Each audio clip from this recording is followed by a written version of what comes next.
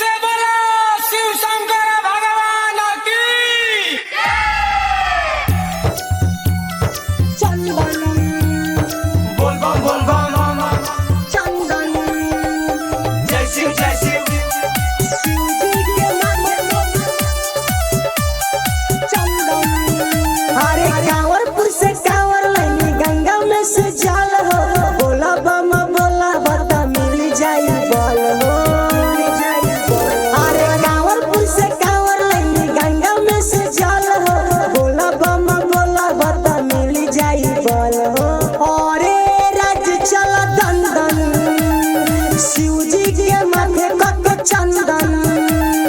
अरे राज्य चला दंदन शिवजी के माथे कक चंदन। चंदन चंदन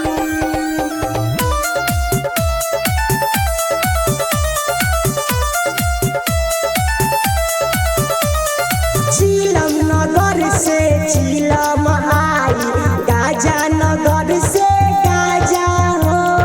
बोल बम कंवरिया बोल बम बोली तबे तो आई मजा हो।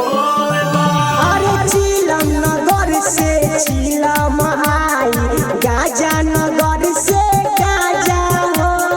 बोल बम कंवरिया बोल बम बोली तबे तो आई मजा हो।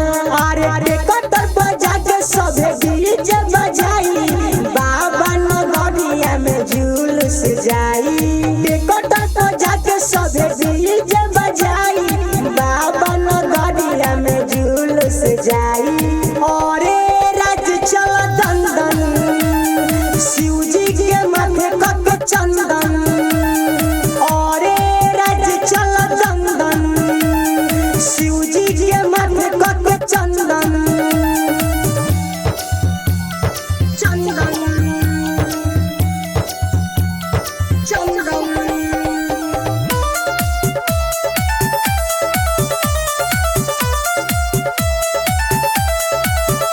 अरे डगपुर से डाक बम आई, भूखल पियासल सब जाई हो। डीजे बजा के सब कंवरिया नाचत गावत जाई हो। अरे डगपुर से डाक बम आई, भूखल पियासल सब जाई हो। डीजे बजा के सब कंवरिया नाचत गावत जाई हो।